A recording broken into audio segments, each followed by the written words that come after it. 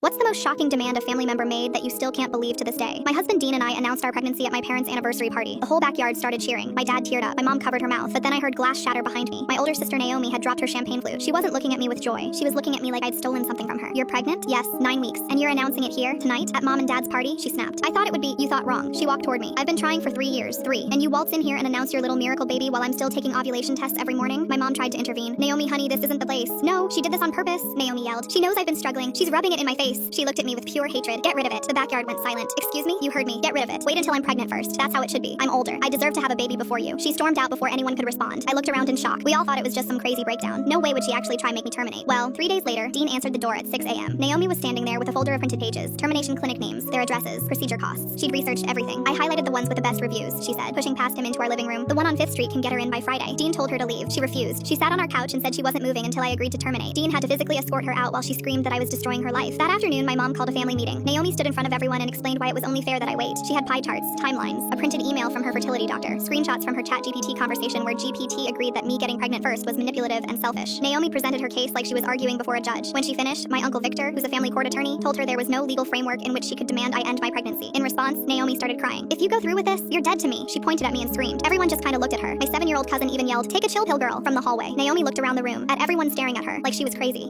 She started stammering. "I'll never speak to any of you again if you let her have this." She sat down on the couch sobbing, literally cradling herself. We all collectively pointed toward the door. She finally looked up. Mascara streamed on her face. "This isn't over," she stormed out. Slammed the door so hard the framed picture of my pregnancy test shattered on the floor. We didn't hear from her for 6 blissful months. But then my baby shower happened. 30 people in my mom's living room. Gifts piled on the table. I was 8 months along. The doorbell rang. My mom answered. Naomi walked right past her. She came in wearing a tight dress that showed off her own pregnant belly. She had a sash across her chest that said, "Mommy to be." The room went dead quiet. "Surprise," she said, spinning around. "I'm due in 10 weeks." She smiled at me, but it wasn't a real smile. She walked over and hugged me. While her arms were around me, she whispered in my ear, "I don't care what I have to do. Mine is going to be born first. I mean it." Then she grabbed a cupcake and left. Everyone was more confused than anything. I spent the next few weeks worried about Naomi showing up and hurting my baby. Dean triple-checked every lock before bed. I even called the police to see if anything could be done. And then, 5 weeks later, I got a call from my mom at 2 a.m. She was hysterical, sobbing so hard she was out of breath. "It's Naomi. Please," she gasped. "Come over right now." Dean drove me to my mom's house. I rushed in, expecting to see Naomi, but she wasn't there, and neither was my dad. Where was my dad? I found my mom crying, sitting against the bedroom wall. What happened? I took her hand. She cried into my shoulder for a few minutes before looking up and explaining everything. Naomi had been rushed to the hospital. Turns out she'd been taking black market labor-inducing drugs, but they weren't working fast enough, so she found someone. A woman she met in a Facebook group who claimed she was a midwife back in Guatemala. Naomi paid her $500 to perform an emergency C-section in her apartment. She was only 30 weeks. The woman used a box cutter. They sterilized it with vodka. There was no anesthesia. Naomi passed out from the pain halfway through. The woman panicked and called 911. When paramedics arrived, there was blood pooling in the hallway. The neighbors said they saw it seeping under her door from the outside. The baby came out gray, went straight into the NICU. Naomi went into surgery, but they couldn't stop the internal bleeding. She flatlined twice. They saved her, but she slipped into a coma. Doctors don't know if she'll wake up. The baby survived. He's in an incubator. And now everyone is battling over what happens to baby Pingus. Oh, and turns out my dad was just in the bathroom taking a crap.